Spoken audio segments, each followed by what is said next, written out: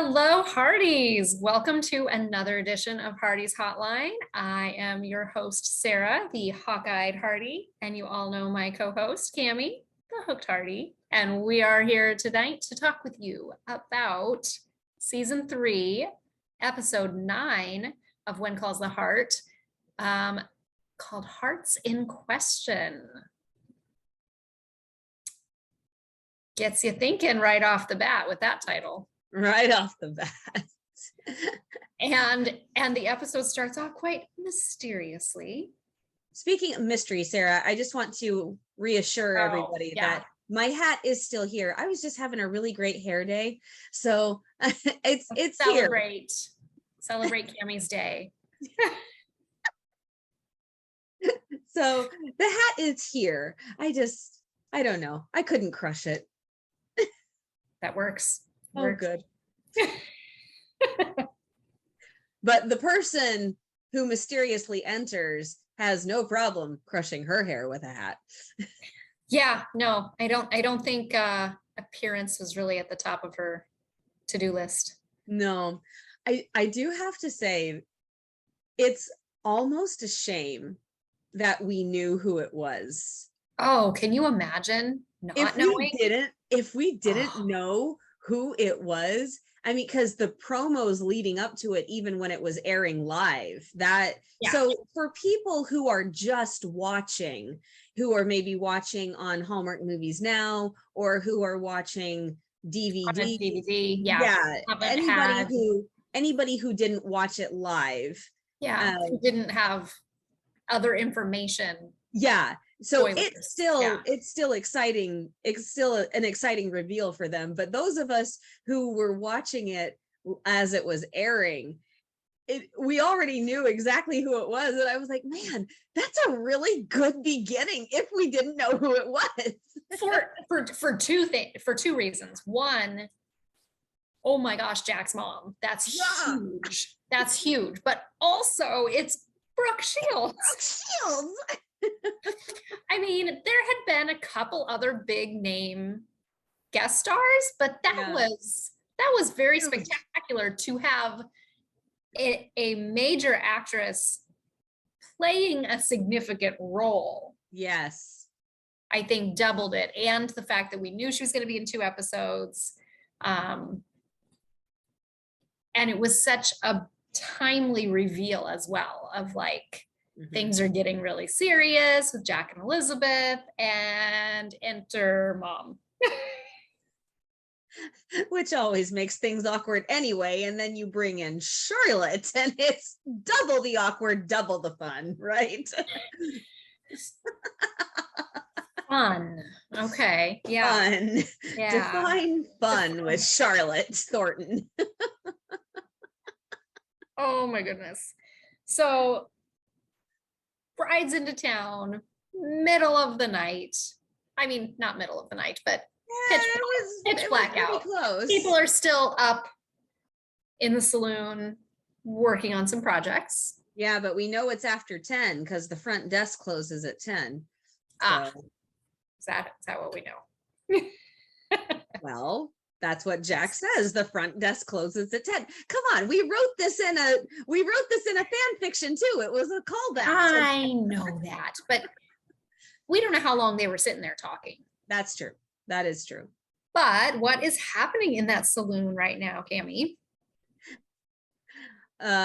Lee is being forced to sit through, should we go with white or blue to go with Rosemary's eyes? And he suggests maybe we should go with something bloodshot to go with my eyes.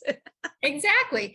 Lee is experiencing what 99% of grooms experience. Yep. Only at Rosemary level.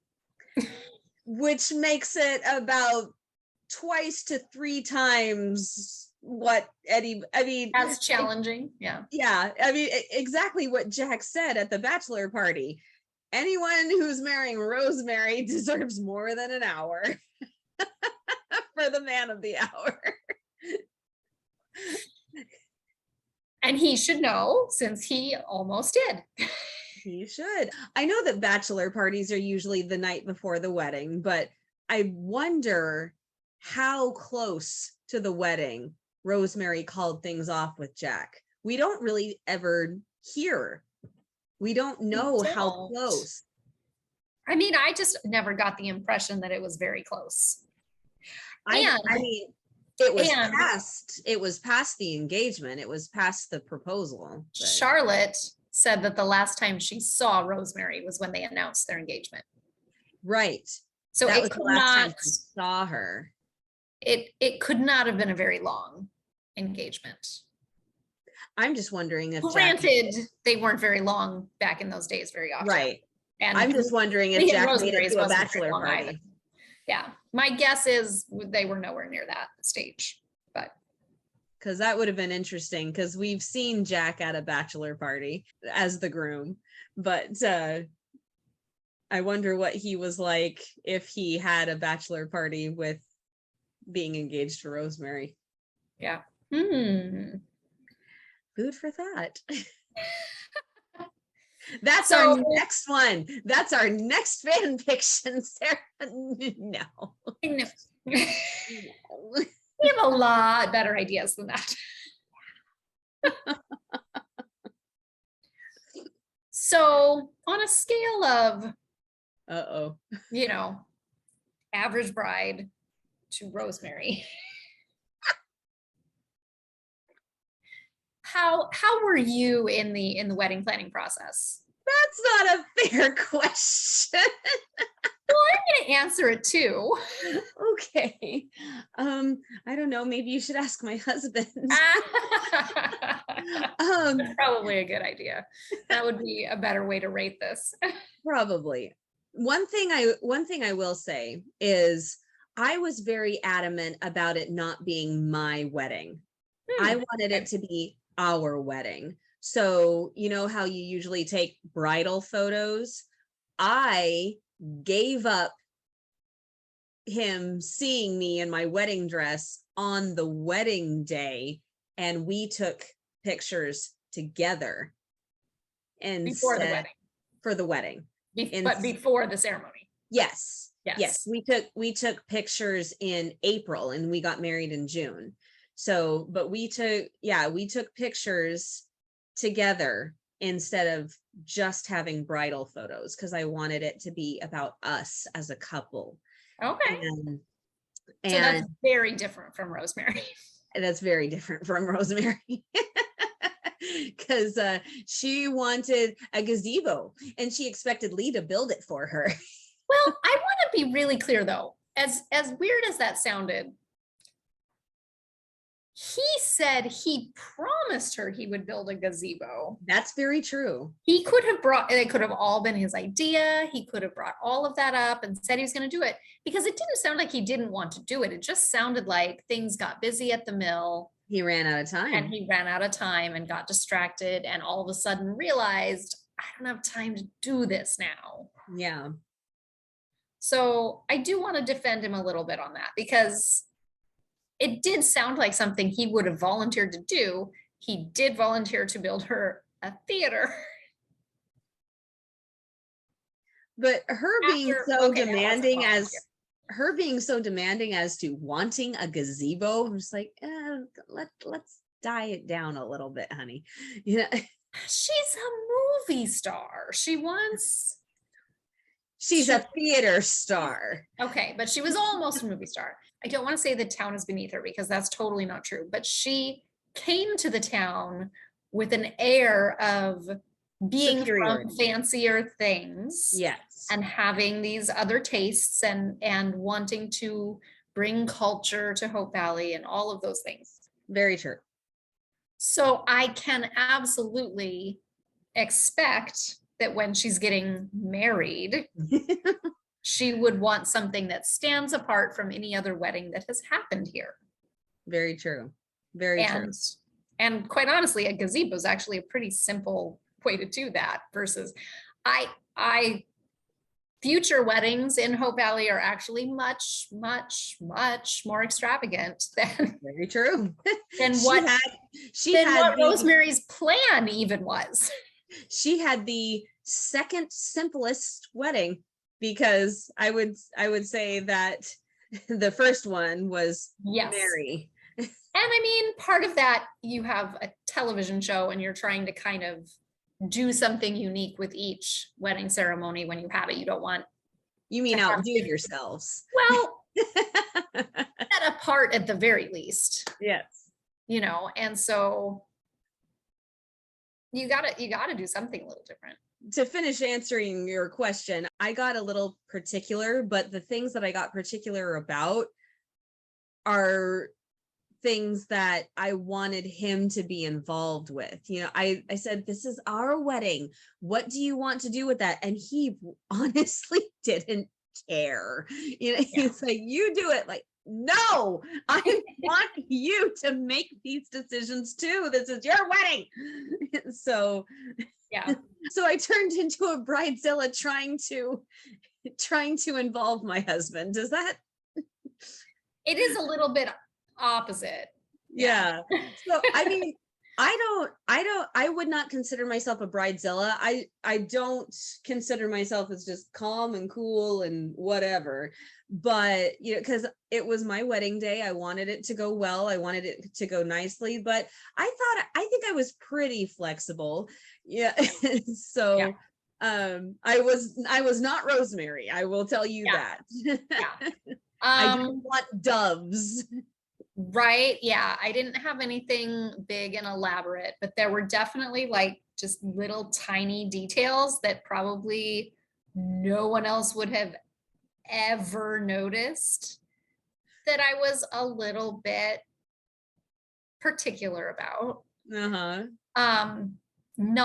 I don't think with my husband, but we had friends in town for the wedding, and that week there was a couple staying with us, and my friend, she was helping, and it got down to I was making a lot of the things myself. I was making the programs myself. I was making some of the favors myself. We made bookmarks with our pictures on them, and as like a favor for the reception. And some of the programs got printed incorrectly, like on our home printer. Like, because they were supposed to be, it was, you know, back in the day where you have to like print on one side and then put it then turn it around, print it the other way, and it got printed incorrectly. And I was out of that cardstock, and so we like went around to different locations of this craft store because they were out of that shade of off-white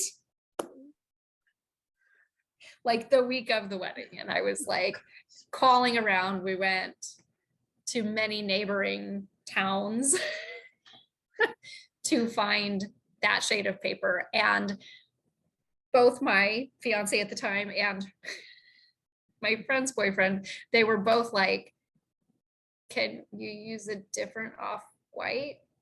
Like, you know, like, and what's the big deal? Bless her heart, my friend never questioned it once. She was just like, nope, this is what we're doing. This is the plan. That's the white she picked, and that's what we're gonna find. And she helped me find it.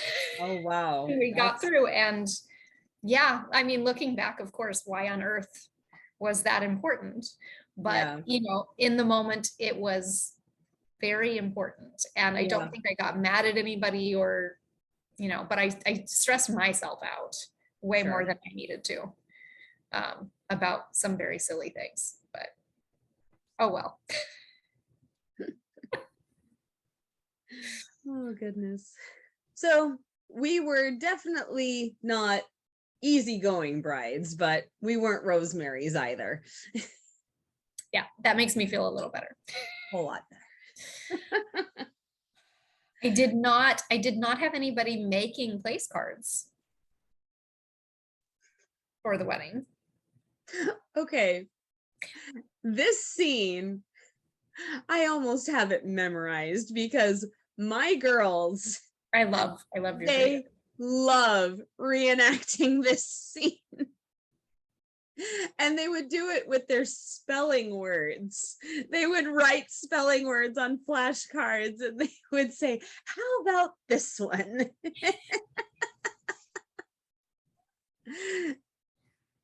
And so I remember we recorded it once with Lydia and we put it on Twitter, and Pascal, she commented and said, watch out, Erin, this girl's gonna replace you. She's gunning for your role. Yeah. It was really cute. You remember that? I remember that. That. They got very into it. I love it. Oh my God. Both of them. There's nothing wrong with my nib. They got really into that line. Well, who wouldn't? they got more passionate than Aaron Krakow got. It's fair. Oh man. Oh goodness. I think my favorite line though in that scene is when she's telling him, we don't want. I love that line. What does she say? We don't want our wedding to be. We don't want our wedding to be. We don't want it to be fine. We want our wedding to be fantastic. And actually, my favorite line is his line. My favorite line is always Lee's line that follows up a dramatic line from Rosemary. Yep. Mine too. Let's just hope we have some friends left to attend our fantastic wedding. He was right. I mean, the groom is rolling his eyes at his fiance. He's just like, oh goodness. Yeah. Why are you doing this? What I want to point out though is this just actually occurred to me because we're telling these stories about our experiences, but Dottie later in the show, when she's getting all of this information from Rosemary about the bridesmaids dresses and how, there's an extra bridesmaids dress she was unaware of that she had to make, and hoop skirts. Oh, great. Oh yeah, get on that. That reminds me of my friend as well. Just like, okay, but you're the bride. You were pounding out information. Well, no, but just like that, like, oh, you're the bride, and yep, we're gonna do that. We're gonna go with that. You want hoop skirts? We'll find a way to do hoop skirts. But Sarah, the question is, did your friend have the same deer in the headlights attitude as Frank when he had to sit through the marriage counseling? No, I don't think anybody has ever had the same expression as Frank. I always find it, I know that they've studied and given counsel to plenty of couples, but it always boggles my mind when you have single pastors or single therapists giving marriage counseling. And just like, what do you know? And to be fair though, Frank hasn't been a pastor that long. No. I mean, he I don't know how many couples he would have counseled previously. That's true. He married DeWitt and Mary, but he came in right. That was kind of on the fly. Yeah, just kind of came in right in the ceremony. So took it over mid objection. That's I don't. A good point. It did seem a bit awkward, but he handled it well, and communication is vital. Yeah, you can tell he's trying so hard. Oh goodness. So you're having this conversation, you're on track in your counseling, and then all of a sudden 5 kids. Boom, 5. When she clearly hadn't thought of that before. Do you know what's in those diapers? Oh, the whole concept in general. Okay, for anybody who still doesn't know, I don't know how you can't know this, but for anybody who still doesn't know, Sarah from thousands of miles away helped one of my friends throw me a When Calls the Heart themed baby shower when I was about to have Jack. And one of the things that was there, one of the decorations that was there with the sign-in book was a little chalkboard that said, "Do you know what's in those diapers?" I died laughing, and I was so hugely pregnant. So I was like, ow, ow, this hurts, but I can't stop. It was awesome. That's one of my favorite memories of the whole thing. That was a really good part of it. Yeah. Yeah. Oh my goodness. So that line is only upped by one other.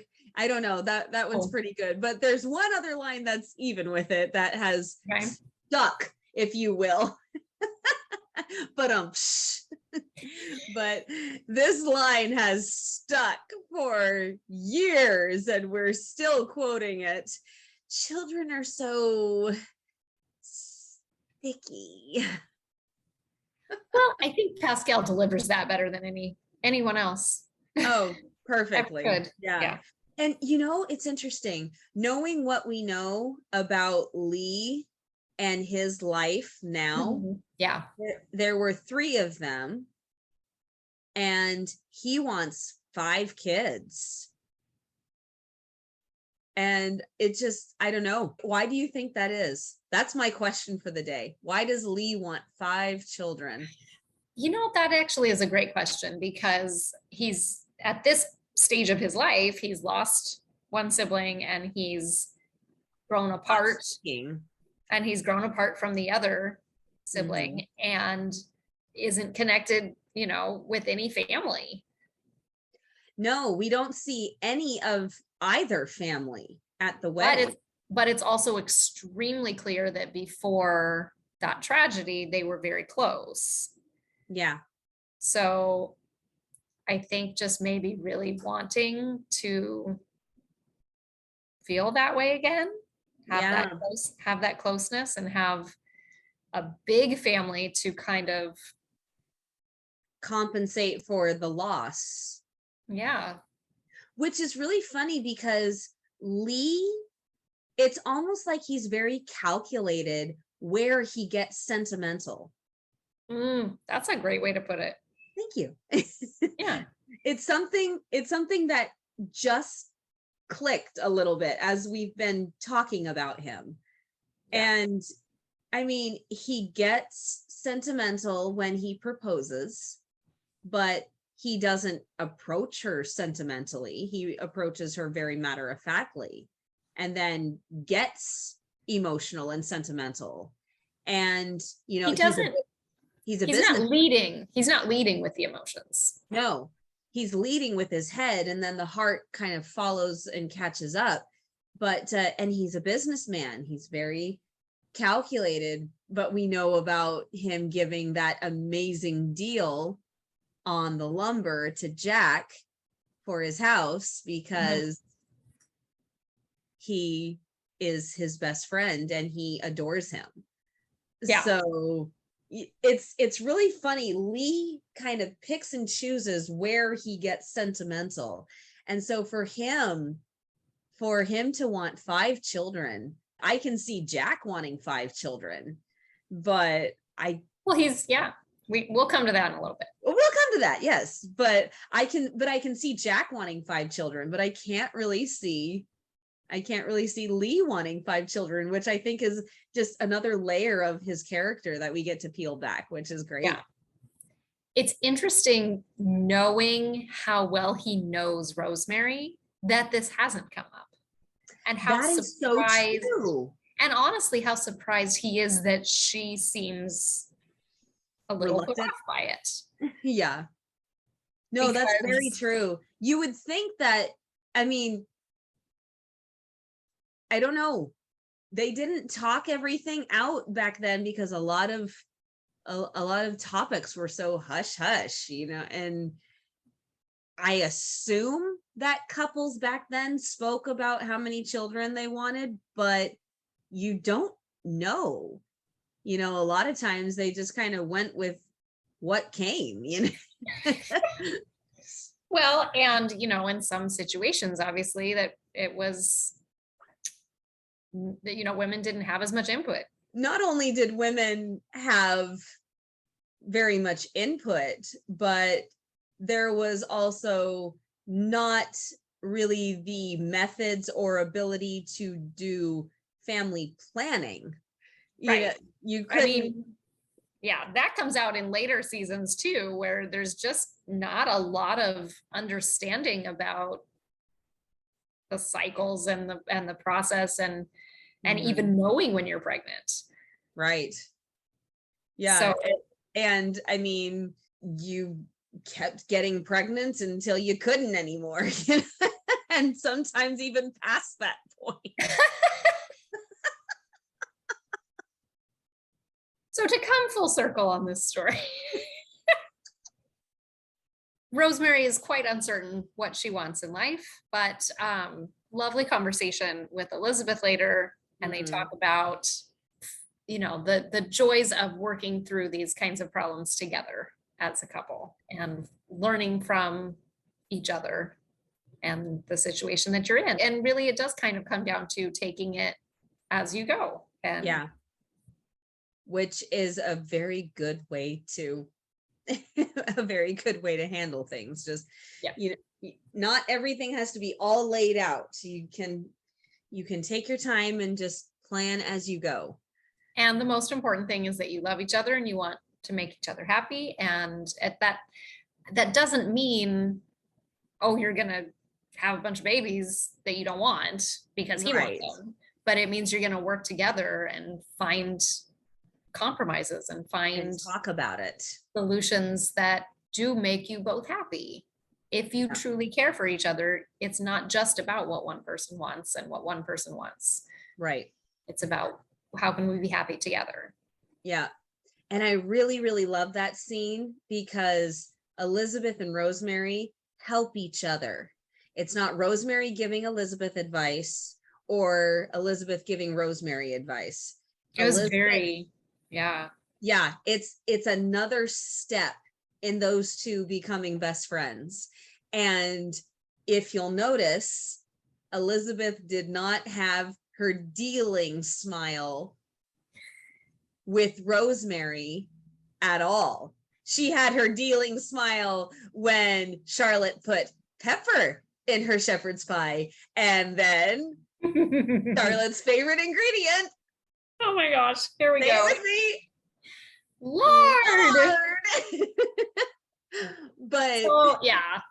But Elizabeth was able to talk Rosemary down and just say, hey, you'll be fine. You'll be fine. You love each other. You're going to talk about this. You're going to be open and honest. It'll be fine. And then Rosemary says, now what's bothering you? And it's Charlotte, like big surprise. Yeah. And Rosemary puts her completely at ease. When God made that woman, he broke the mold. Quite honestly, Charlotte could be the reason that Rosemary left.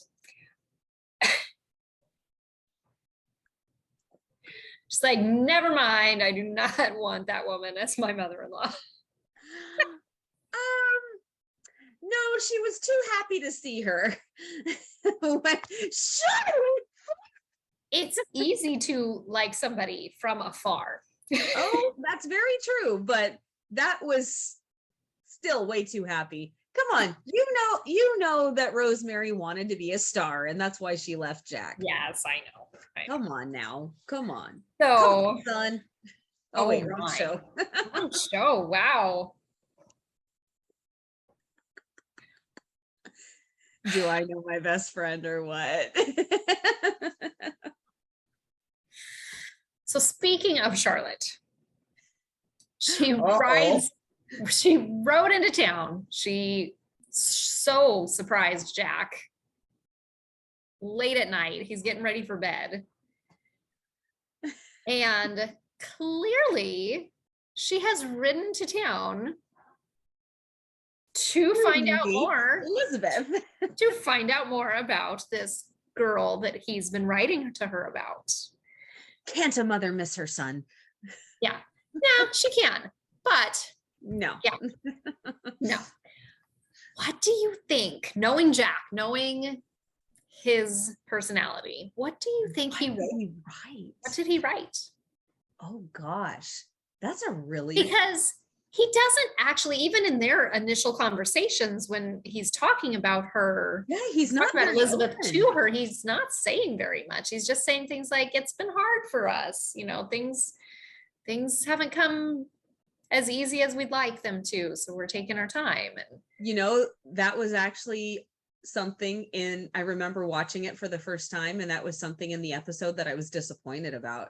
So why is he talking this way about this woman that he has had such a steady relationship with for the whole season? Right. Like at the beginning of season 3, I could see him talking like that. Yeah, but why? But like now, so unassuredly.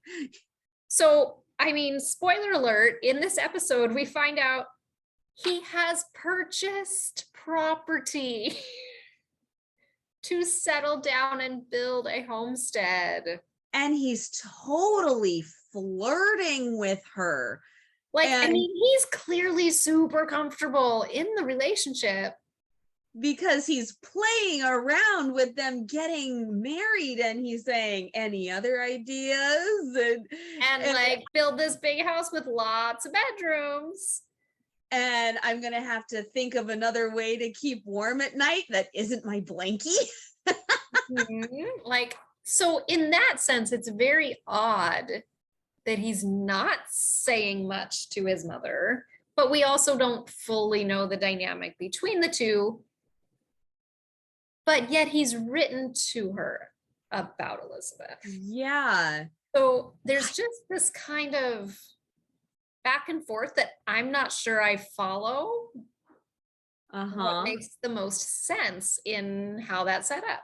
I don't know. That is a really, really good question. I mean, knowing Jack and his personality, and knowing Charlotte and her zero-in pinpoint personality, and with how much time Jack and Elizabeth have been spending together, he probably just mentions her in every letter. And he says, we did this together. Okay. This is the only person that you are talking about. Okay. Spill the beans, son. Right. Yeah. No, that makes a lot of sense. Yeah, I really doubt he said, Ma, I'm in love. You know? The only reason she saw them be remotely romantic is because she accidentally walked in on them, you know. True, but it's a given they're together. There's never any point where it seems like he's trying to cover it up or anything. And maybe in one of the letters, you know, after he mentioned her so many times, maybe in one of her letters to him, she said, are you courting this girl? Are the two of you an official item? And maybe he said yes. I do think he would be a little more forthcoming than that. I don't know. I have no idea, because both of them are kind of almost polar opposites. They mesh well together as a mother and son, but their personalities they're not similar. Right. She's a whole lot more blunt than he is. So I don't know. That would be something to ask Brian Bird. Well, she might be a whole lot more blunt, but he kind of puts his foot in his mouth a little bit more. At least in this episode. That's for being so blunt. When you're not good at being blunt, that it comes out badly. Oh my goodness. So this scene is one that Will and I reenacted. for that collection of scenes that we Hearties did a while back. And I loved watching this scene over and over and just getting all the little nuances. This scene is so funny. I would love to truly act out this scene, with other actors. I think that this would be such a fun scene to do. I mean, because when you get mom and girlfriend together and the subject of cooking, but then if you're going to stick your foot in your mouth, then they're going to come at you and they're going to shove it in deeper. and nothing brings two women together like beating up on the guy. The look on his face, that smirk / half smile / pained look, you can tell that he knows that he is in way over his and he's trying to dig himself out of that hole, and he only goes deeper. Just getting deeper, and I love that it just reaches the point where he's like, only thing I can do right now is kiss her. When all else fails, kiss her. If I don't do that right now, I just should walk out of the room. But you won't, because you're a much better cook than she is. Come here. Please change the subject. Well, and we all know the effect that kiss has on that woman. So, all was forgiven after he kissed her. So. I mean, think about the history of their relationship, and she walks in and here's his mother, who I have never heard mention of before. Who knows if she has? I mean, I'm sure she's heard. Oh, I'm sure she has. Yeah. But I can't believe Jack didn't tell me you were coming for a visit.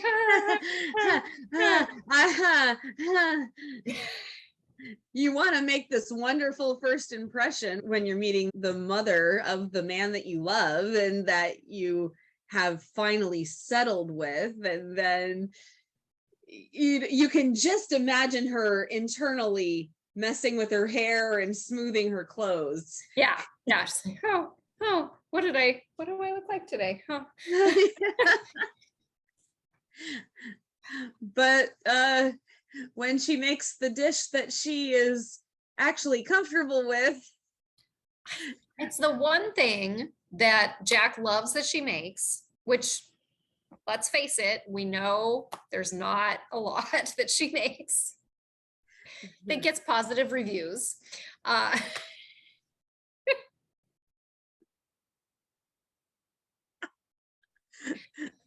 So you're like, I can do this. This is my thing. I can make shepherd's pie. This and then plot. Oh goodness. And there's her dealing smile. Her dealing smile is back. It's different. It's different than when it was Rosemary, because it's mom. And so she's like, that line when he says, "Ma, you can't cook either." It just came out like a word vomit. It just came out. Did I say either? I meant often. Neither of you cook very often. So I thought I'd treat us to Abigail's, the woman in town who can cook. Right. Yeah. Good save. Yeah, nice try. But trying to treat them to dinner. Yeah. Mm-hmm. Yeah. Nice going, buddy. I will give Charlotte this. Everything that she says, you can tell that she's trying to somehow compliment or bond with Elizabeth. She is. She's trying. Great effort. She's trying to find common ground. She's trying to find things to talk about. Problem is that she's a very blunt, forthright, and aggressive woman that those statements are word vomited out, you know. Well, and just it's her way. Like she's been on her own for a long time. Her kids are grown. She's, she cooks for herself, probably is all she cooks for. Yeah. And she's been an independent woman for so long. For so long. Because she lost her husband and never found anybody else. Yeah. But I think, like, for me, actually, the line about the pepper, oh, Jack likes pepper. What are you putting in that? It's paprika. Oh, Jack likes pepper. I didn't know that. Well, now you do. Like, it was a very, like, I'm going to help you. I'm going to help you to know the things you want to know about him. And obviously she tells lots of stories to Elizabeth in this episode about Blankies. She shares a lot with her in a very motherly way. Yeah, they get more comfortable with each other as time goes on. What do you do with a woman who skips out on the bridal shower to go to the bachelor party and then cleans out all of them? And then wants to have a friendly wager in darts. Oh, they roll up the sidewalks at 10. Your lady friend is working on her writing, and I can't find a poker game to save my life. She's independent. She's going around. She's getting to know the town, and she's adventurous. She wants to get out there and be a part of life. So go duck hunting. Yes, go duck hunting. Darn, school. Maybe next time. And you need a haircut. Mom! Did you fix the button? Yeah, Mom, fix the button. This is one of the first times that you hear an adult use the word mom. And this is when I kind of went, okay, what's going on with the vernacular? Come on.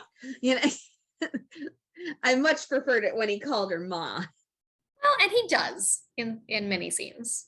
Yes, but he also calls her Mom in a lot of scenes. And having heard Dan talk in real life, I know he says Mom. And so I just wonder how much of a struggle was that to say Mom. He probably thought that it was coming out so harsh from his mouth when he was saying that. So the opposite of harsh words coming out of Jack's mouth. The kiss? Well, no, I was going to go to the settlement. So they all go to the settlement together. Mm-hmm. Not imposing, of course. With Charlotte. No, not in a million years. And first time we see a lot of characters that we see further on in the series, which is really, really fun. It's also... We see Edith again. Which is really nice after their arc has sort of come to an end in terms of like the drama that they were going through. And to see being a happy married couple. They're happy and they're working through everything. But we meet Wilma, we meet Nancy, and their children, and one of the first times that we see Elizabeth reaching out and trying to help people form some sort of a school, which is interesting because that kind of is a theme that comes up again in the future as well. Yes. Which is really nice, and I think is really reminiscent. I haven't read all of the books, but is really reminiscent, I think, of the original Jeanette Oak books. And I think that's a reason why they're kind of having her character go in that direction a little bit. Sure. But gosh, it also, these women are really reluctant to have school, have anything that takes away from chores, because they're a hardworking family and they don't have a lot, and they can't, the kids are helping with a lot of tough. Yeah, they are helping run the day to day. Yeah. It just, it's really funny to me because so many times we see stories of parents desperate for their children to get an education. And now we're seeing the exact opposite.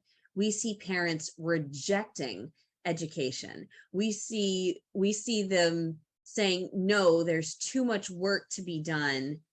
And they don't even want them to learn to read and write, because Charlotte says the most important thing I did was learn to read and write. And Elizabeth isn't even asking them to come into Hope Valley. She's saying, I will come to you. And I think it's a change thing. I think it's a change thing. And I think it's just that different mentality.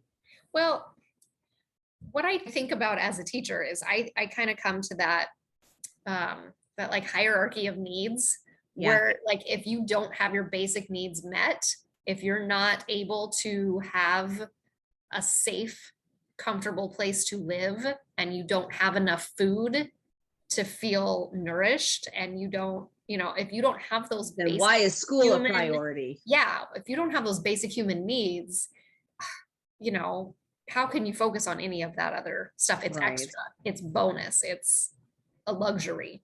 That's true. Yeah. And, I mean, I always think of that as a teacher in my classroom, because if kids don't feel happy or safe or welcome in my classroom, they're not going to learn as well or learn as much from anything else I try to do. So that has to be the first forethought you have in an environment like that. So I think that's kind of where I always go to with this scene, is that these people do not have their basic needs met right now. No. And in a way, it's kind of odd that Elizabeth doesn't see that, and or that need isn't met or acknowledged, at least. Like, I understand that this is where you are. You're way down here trying to meet your basic needs to stay alive. And it's hard for you to be ready for this next level. Still impressing upon them how important it is and how great of an opportunity it is, and how we can help you get ready to be at that point. But I do think it's a very valid concern that if they don't feel like they can have enough food to feed their families and put a roof over their heads, it's a little different. And it reminds me of season 1 with Bo as well. Yeah. Because they needed him to go in the mine and work to make money for their family, so that they had money to feed their family. Right. But that's why school once a week is such a fantastic compromise. Because just once a week, they can take a little bit of time out to do some schoolwork, and they can learn some very valuable lessons. And right now, I really love that Charlotte was a teacher, because she grew up just like them. But she had the same occupation as Elizabeth. So she has both sides. She has both perspectives. And, she knows how to talk to them, but she stands up for the need to learn to read and write as the most basic thing. But then we have the best reference, not biased at all, but he doesn't say a single thing about him being romantically involved with her. We just know. He doesn't have to. No, he doesn't have to. Everybody knows. We know that he's romantically involved with her. Oh, they knew too. They figured it out. Just let me clarify this.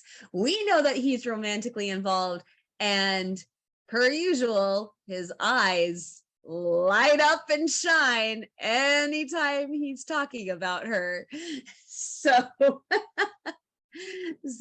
I mean, the moment that he says, "Ma'am, may I tell you about that young lady?" Just boom. Dan has such a talent for acting with his eyes. He has such a huge talent for acting with his eyes. And it's so embodying of the character, because it's the last thing, because you can get the physicality, you can get the voice, and it's almost like the eyes are the last detail. Right. And it's what makes it complete. And so, yes, he doesn't say a single romantic word, but what he says is so romantic. What a contrast. I know. But at the same time, he stands up for her and he stands up for education.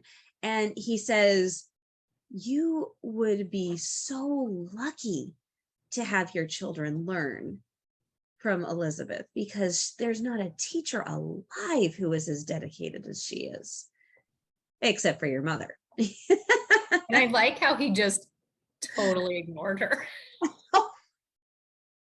Like, Mom, I'm trying to prove a point here. Middle of something. Unless you're gonna move into the settlement and teach the lessons, back off. Yeah. But I mean, it's just another one of those adorable moments. Yeah. I love the next scene when Elizabeth thinks that Charlotte is the one that convinced the settlers to agree to 1 lesson a week. And the fact that she was approaching Charlotte about it. She felt comfortable enough to say, I know that they didn't just change their mind magically. Right. But also, like, thank you for talking to them. Wasn't me. Wasn't me. But also then that which it was. It was. Well, it was. It was. She started it.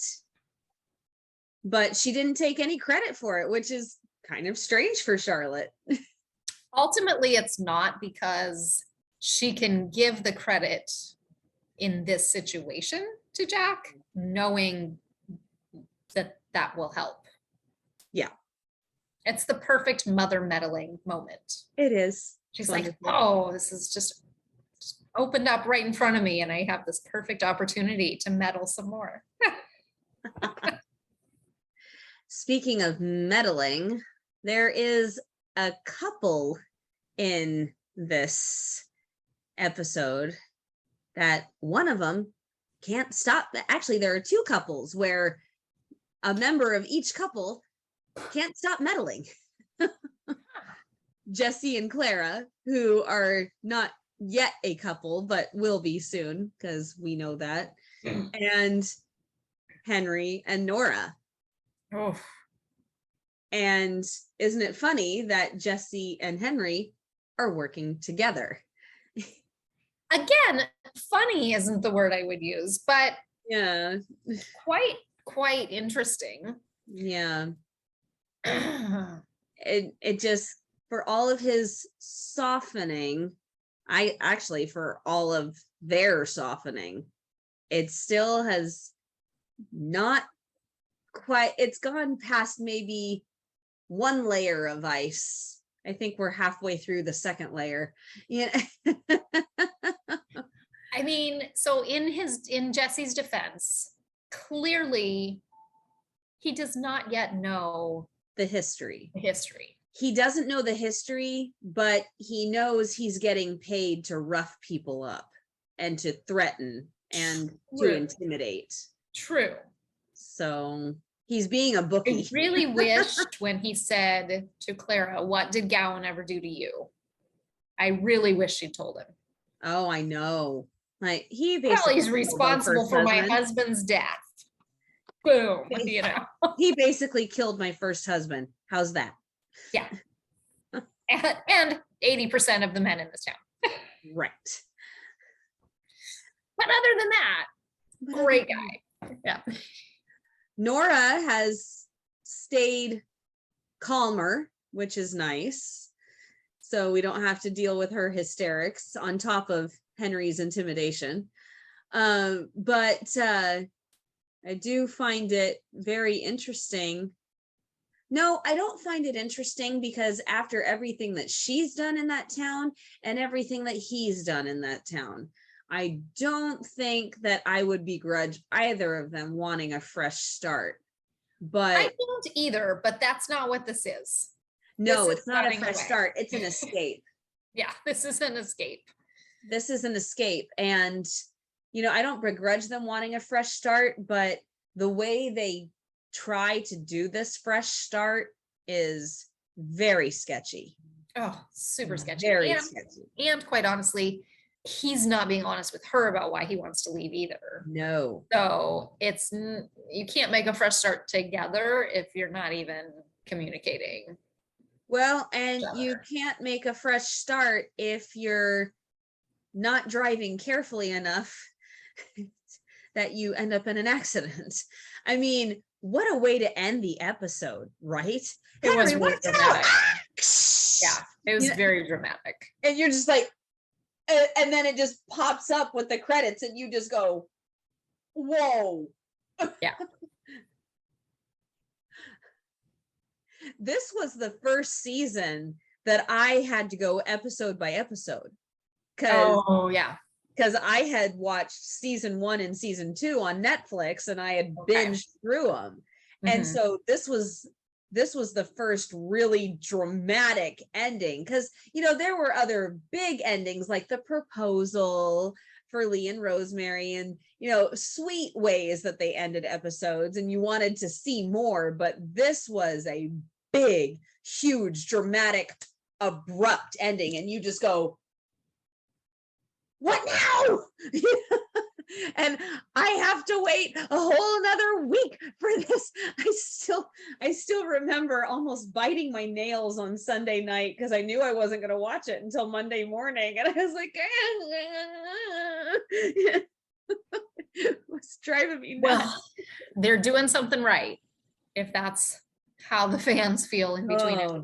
Man, season 3 drove me from episode to episode to episode. And it was the first one that I was watching episode by episode. So, yeah, I don't know how I would have reacted to 1 and 2 if I had to watch them week by week. But I'm glad I didn't have to, because it was not enough. You know, I mean, the biggest anything was the season 2 finale. Yeah. In terms of the weight. Right. Yeah, but you know, this with the car crashing and what he said, no one understands. You know, it's just yeek. And there's someone else that we see in this episode.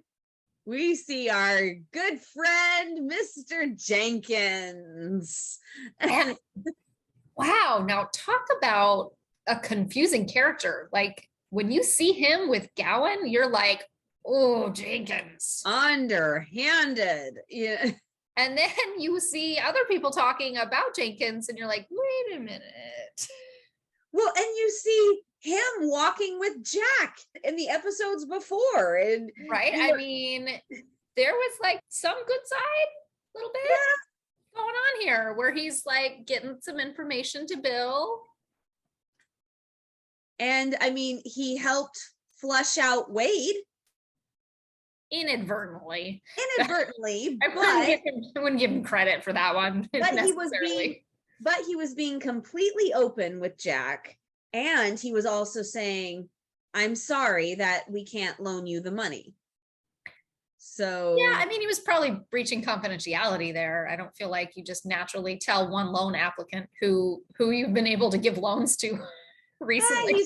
He's the constable. It's okay. Well, I'm a Mountie. You have to trust me. It's the law. Remember? When we were doing the rewatch, do you remember, Sarah? Which Milo came on and tweeted with us for a second. That was so fun. He was like, "Do not trust this man with your money. Do not trust this man with your money. He's terrible with it." Poor Jenkins.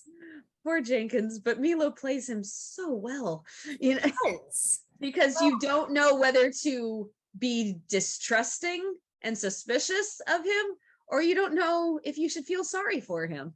You know, I mean, agreed. Yeah, he does a really good back and forth with that. Yeah, like making you wonder. Yeah. Nice job, Milo. Not really what you want in a banker, is someone who makes you wonder. No, not really. No, not really. Also, we see Roy again. Yes, we another do friendly see face. Roy. Yes, another friendly face. And just talking about getting back home to Edith and Oliver. I love what Madison said, that the fact that he got to appear in these last 2 episodes after his story was completed was the bow on the top. Yeah. It made it more real. Mm-hmm. It gave you more closure. It gave you somebody to feel for that wasn't one of the main characters, because we had grown to love these characters through the episodes that they're in. So we're able to feel happy for them besides the final 5 minutes when their story is ending. We get to see them again living daily life and being happy together. So we don't get to see them together, but we get to see them working as a couple to make life good. Yep. You do kind of in the end of this episode not really know what's going on though, because run something is happening. How many mind disasters can we have on a show? Well, we're at 2 right now.